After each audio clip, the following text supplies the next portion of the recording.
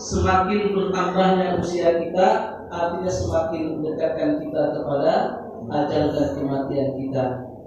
Makanya di dalam banyak ayat Al-Quran Allah Subhanahu wa Ta'ala menegaskan kepada kita, kullu nafsin dha'iqatul maut, ya, bahwa setiap sesuatu yang bernyawa itu pasti akan mengalami yang namanya kematian ini. Siapapun kita, mempunyai kekuasaan yang sangat kuasa sekalipun pasti akan mati. Mempunyai harta yang sangat banyak, yang bertriliun-triliun, juga pasti akan mati. Orang-orang yang zalim dan orang-orang yang dizalimi juga dua-duanya sama-sama akan mati. Pembunuh dan yang dibunuh juga akan sama-sama mati, cuma beda tempat dan waktu saja. Oleh karenanya sekali lagi tidak ada tempat kepada kita ini untuk bisa kita lari dari yang namanya kematian ini. Kemanapun kita akan berlari. Qul innal mauta alladhi tafirruna minhu fa innahu mulaqikum. Ketahuilah, katakan hai Muhammad, bahwa kematian yang kau selalu lari daripadanya, kematian itu pasti akan menjumpai kalian semua. Cuman masalahnya kita tidak tahu kapan dan di mana Allah Subhanahu wa Ta'ala memanggil kita. Ya. Cuman bukankah sudah sering kita lihat dalam fakta keseharian kita, orang kadang-kadang pagi-pagi masih ngobrol dengan kita, masih bercanda dengan kita, sore hari telah kita antar ya ke kuburan. Makanya boleh jadi hari ini kita masih mengantar orang ke kuburan, besok kita malah yang diantar orang bersama-sama. Ya. Apalagi di zaman ini, ya, zaman pandemi, ya, banyak bertebaran penyakit dan virus di mana-mana, dan berapa banyak sebab-sebab kematian yang pada hari ini terkadang tidak didahului oleh sakit terlebih dahulu. Oleh karenanya hal-hal yang seperti ini patut menjadi satu bahan muhasabah, bahan introspeksi kepada diri kita semua. Jangan kemudian kita berpikir bahwa karena sekarang kita masih sehat, kemudian kita berpikir bahwa kematian itu masih jauh dari kita. Atau mungkin karena sekarang kita masih muda, kemudian kita berpikir bahwa kematian itu masih jauh dari kita. Tidak begitu. Ya, kematian itu bisa datang kepada kita kapan saja dan di mana saja. Oleh karenanya yang terpenting bagi kita itu sekarang, bagaimana kemudian kita bisa mempersiapkan bekal sebaik-baiknya untuk kita menuju kepada kematian itu. Kenapa? Karena sungguh jatah waktu yang diberikan oleh Allah Subhanahu wa Ta'ala kepada kita itu sungguh sangat sebentar. Sungguh sangat sebentar. Coba kalau kita mau berpikir berapa tahun kita, umur manusia itu hidup, taruhlah paling lama usia orang itu sampai 100 tahun gitu. Cuman kalau sekarang itu sulit ya, untuk sampai umur 100 tahun itu sulit sekali. Kalau kita berkaca kepada Nabi kita Muhammad sallallahu alaihi wasallam, standarisasi umur umat Muhammad itu dalam beberapa hadis pertama kalau dikatakan akmal ummati baina 60 wa 70, bahwa rata-rata usia umur umat itu kata Nabi antara 60 sampai 70 tahun. Artinya bagi kita yang hari ini sudah usia 30 tahun, 40 tahun, apalagi sudah 50 tahun, 60 tahun, itu artinya kan sudah lebih separuh kehidupan sudah kita lampaui, sudah lebih dari separuh kehidupan sudah kita jalani. Tinggal hanya yang tersisa dari usia kita ini, hanya tinggal beberapa tahun lagi. Maka pertanyaan yang harus selalu kita ajukan kepada diri kita sendiri ini, jika dengan kondisi kita yang hari ini seperti ini, dengan amal-amal kita yang hari ini seperti ini, kira-kira sudah siapkah kalau tiba-tiba kemudian Allah Subhanahu wa Ta'ala memanggil kita untuk menghadap? Maka kalau diri kita ini kita masih menjauh belum siap, kesempatan kita hidup pada hari ini, inilah waktu terbaik yang diberikan oleh Allah Subhanahu wa Ta'ala kepada kita. Pernahkah kita bermuhasabah diri, bertafakkur diri, manakala sudah tiba waktunya, di saat-saat ketika kita sudah betul-betul terbaring sendirian di liang lahat?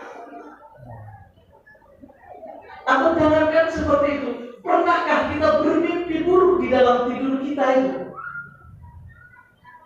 Coba apa yang kita rasakan ketika kita tiba-tiba terbangun dari mimpi buruk yang kita rasakan. Subhanallah.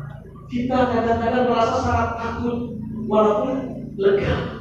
Kenapa? Karena sesuatu yang buruk yang kita alami hanyalah mimpi belaka. Tapi pernahkah kita berpikir ketika kita sudah berbaring di liang lahat sendirian? Ketika kita masih belum mempersiapkan amal-amal terbaik kita? Ketika yang ada hanyalah dosa dan dosa yang menumpuk, yang belum sempat kita tobat kepada Allah. Ketika sesuatu hal yang buruk terjadi di dalam kuburan kita, mampukah kita bangun dari kematian kita?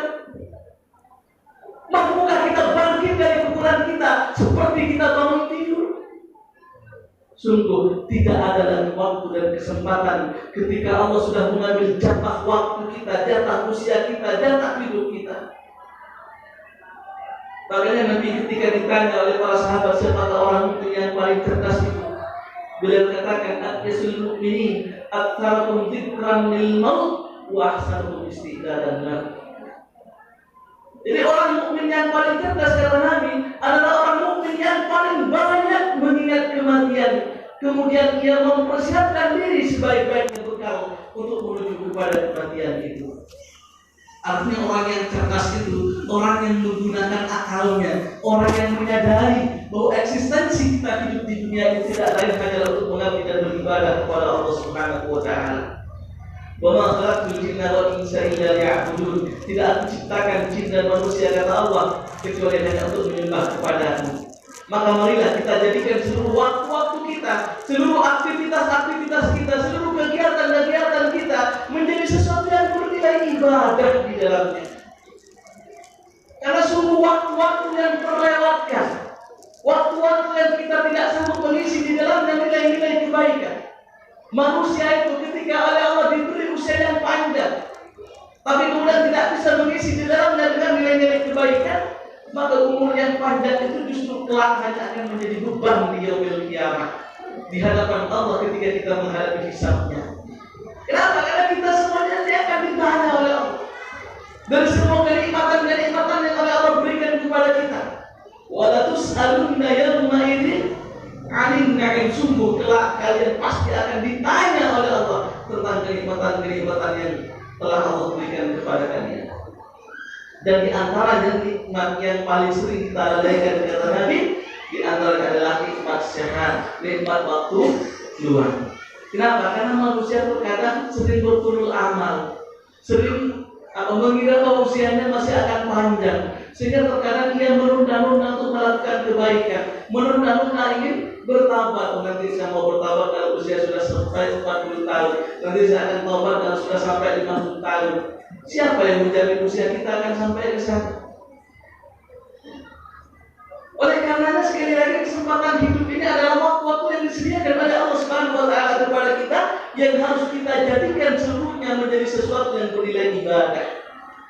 Makanya sampai Allah itu berfirman dalam surah Al-Asr itu, bersumpah demi waktu wal 'asr, demi masa, demi waktu kata Allah, innal insan, sesungguhnya manusia lafi khusrin, betul-betul berada di dalam kerugian. Maka di sini Allah menggunakan ada takkidnya itu tidak hanya sekedar nun taukid, tapi ditambah dengan lam. Ini untuk menguatkan kepada kita, menguatkan pesan yang ingin disampaikan bahwa kita manusia ini betul-betul berada di dalam kerugian. Ketika waktu terus berjalan, bertambahnya usia kita semakin mendekatkan kita kepada ajal kita. Tapi ketika kita tidak sanggup mengisi di dalamnya dengan amal saleh, maka itulah waktu-waktu yang rugi bagi kita. Maka menit-menit kita ini sungguh sangat berharga, jam-jam kita ini sungguh berharga, hari-hari kita ini sungguh berharga. Maka marilah kita jadikan seluruh apapun yang kita lakukan, apapun yang kita berada di dalamnya itu kita lihatkan semuanya untuk mengabdi dan beribadah kepada Allah Subhanahu wa taala. Sehingga di waktu kapanpun dan dimanapun juga kita siap dipanggil oleh Allah Subhanahu wa taala. Oleh karenanya kita ini katakan bisa satu umat yang setelah selesai melakukan satu kebaikan, yaitu menunggu untuk melakukan kebaikan-kebaikan berikutnya. Ketika kita setelah selesai sholat subuh, kita niatkan kita meruku sholat zuhur. Sehingga ketika kita dijemput oleh Allah antara subuh dan zuhur ini, kita posisinya menjadi orang yang sedang menunggu untuk melakukan amal kebaikan. Apapun yang kita lakukan, kita mencari rezeki, berangkat mencari nafkah untuk keluarga kita. Sekali lagi niatkan kita untuk mencari nafkah, untuk menunaikan perintah Allah Subhanahu wa Ta'ala, untuk beribadah kepada Allah Subhanahu wa Ta'ala, untuk menunaikan tanggung jawab kita. Sehingga ketika kita dijemput oleh Allah secara tiba-tiba, insya Allah kita sedang berada di dalam kebaikan. Karena seluruh apapun yang kita lakukan ini, kita jadikan seluruhnya untuk menjadi sesuatu yang bernilai pahala di dalamnya. Karena sungguh jatah waktu hidup kita ini tidak lama, sungguh sangat sebentar. Dan ketika Allah Subhanahu wa Ta'ala sudah mengambil jatah waktu kita, kata Nabi dalam beberapa hadisnya, "Idza mata ibnu Adam inqata'a amaluhu", maka terputuslah seluruh amal-amalnya. Tidak ada lagi kesempatan baginya untuk bisa menambah amal-amal kebaikan, kecuali kata Nabi hanya ada 3 hal yang manusia itu masih bisa mengambil bermanfaatan dari apa yang telah dia lakukan ketika masih hidup. Apa itu? Yang pertama, sedekahul jariyah. Sedekahul jariyah, sedekah yang mengalir, sedekah yang manfaatnya bisa dirasakan dalam jangka waktu yang lama. Ya, dalam satu contoh yang lain, ya, Nabi mencontohkan seseorang yang menggali sumur. Ya, selama sumur itu masih digunakan oleh orang-orang, maka selama itu pula lah orang yang masih menggali itu akan mendapatkan aliran pahala walaupun dia sudah berdalam tanah. Ya, maka inilah pentingnya bagi kita, ya, kalau kita diberi oleh Allah Subhanahu wa Ta'ala anugerah kelebihan rezeki untuk menginfakkan sebagiannya di jalan Allah. Ya, apalagi kemudian ya, seperti pesantren yang dibina oleh Ustaz Abu Ansar ini sudah menjadi wakaf yang insya Allah ini bernilai jariah yang pahalanya akan terus mengalir insya Allah bagi al-barakatuh. Dan inilah yang tentunya harus memberikan satu kesadaran kepada kita bahwa harta yang diberikan oleh Allah ini hanyalah amanah.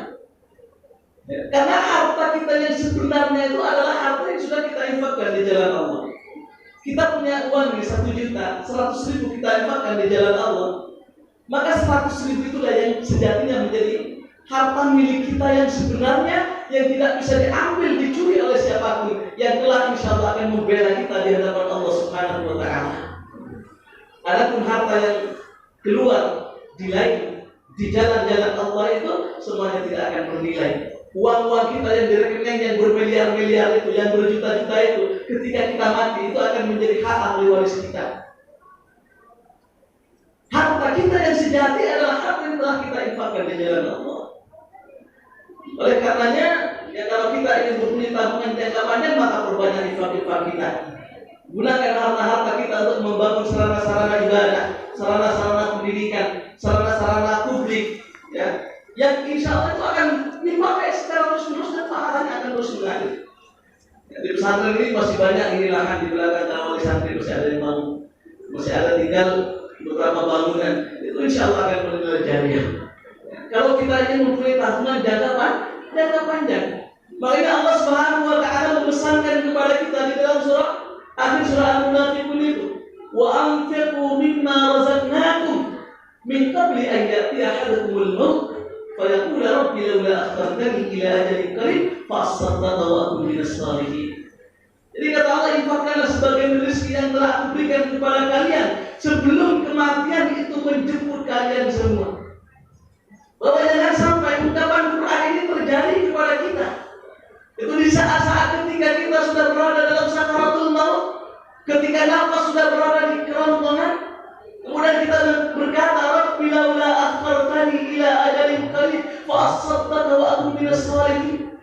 Ya Allah, jika seandainya Engkau undurkan sedikit saja dari ajalku ini, ya, jika seandainya Engkau undurkan sedikit saja dari ajalku ini, fa'asaddaqa wa akun minas shalihin, saya akan bersedekah, saya akan menjadi orang-orang saleh. Sudah terlambat. Makanya kemudian ditegaskan oleh Allah dalam ayat berikutnya, wa la yu'akhirallahu nafsan idza jaa ajaluha. Dan sungguh Allah tidak akan mengundurkan sedikit pun ketika ajal seseorang itu sudah tiba. Dalam ayat yang lain Allah mengatakan, idza jaa ajaluhum la yastakhiruna sa'atan wa la yastaqdimun. Ketika ajal seseorang sudah tiba, maka Allah tidak memundurkan dan tidak juga memajukan sedikit pun. Inilah pentingnya sedekah jariah ini. Kalau kita ingin mempunyai tabungan jangka panjang, ya, tabungan jangka panjang, amal-amal yang terus mengalir di waktu-waktu ketika kita sudah tidak lagi mampu melakukan amal-amal kebaikan, maka perbanyak sedekah jariah kita, sedekah yang manfaatnya bisa dirasakan dalam jangka waktu yang panjang. Ini yang pertama kata Nabi. Yang kedua, wa ilmun yuntafa'u bih, ilmu yang bermanfaat, ya, yang bermanfaat baik bagi diri kita maupun bagi orang lain. Sedikit ilmu yang kita miliki, yang kita amalkan, yang kita sampaikan kepada yang lain, ketika diamalkan oleh orang lain, sampaikan lagi kepada yang lain, maka sungguh itu akan menjadi rentetan pahala yang tidak akan berputus ila yaumil qiyamah. Ya, makanya kita tidak bisa membayangkan bagaimana ulama-ulama terdahulu yang mereka menulis kitab yang sampai pada hari ini kitab yang masih kita pelajari. Ini insya Allah akan menjadi pahala yang akan terus mengalir.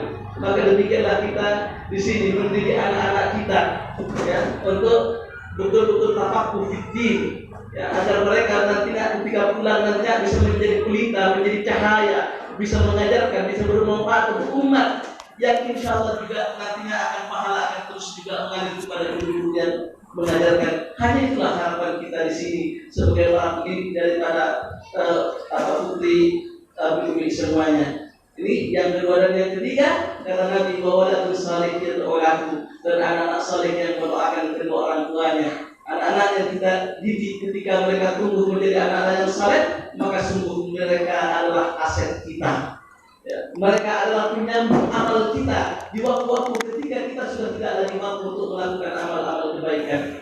Cuma sekali lagi, mendidik anak-anak yang saleh itu tidak semudah kita membolak-balikkan telapak tangan, tapi butuh proses yang panjang. Di antara proses yang sudah kita jelaskan pada beberapa pertemuan yang lalu dalam ketika kita membahas konsep mendidik anak dalam Islam, proses yang paling penting itu adalah bagaimana kita memulai kesolehan dari diri kita sendiri. Ya, karena sekali lagi bagaimana kita akan menyuruh anak-anak kita untuk rajin sholat berjamaah di masjid kalau kita sendiri masih belum bisa sholat berjamaah. Bagaimana kita akan menyuruh anak-anak kita untuk rajin baca Quran kalau kita sendiri untuk baca Quran kita tidak punya waktu, dan bahkan terkadang kita belum bisa.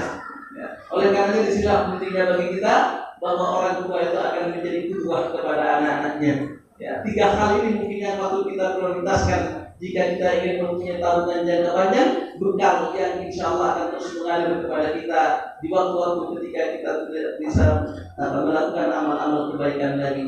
Ini saja mungkin tausiah singkat yang bisa kita berikan pada kesempatan kali ini. Mudah-mudahan bermanfaat, dan tentunya mudah-mudahan acara yang telah kita lakukan yaitu memperingati hauli mendoakan almarhum pendiri Pondok Pesantren Muslimat Sejati ini akan terus tumbuh semangat bagi kita, semangat beliau yang tidak pernah habis. Yang mudah-mudahan kita sebagai murid-muridnya, sebagai para penerus beliau, mudah-mudahan dikaruniai oleh Allah Subhanahu wa taala kekuatan dan keistiqomahan di dalam menjaga amanah ini insyaallah, dan mudah-mudahan terus sampai berlalu ila yaumil qiyamah.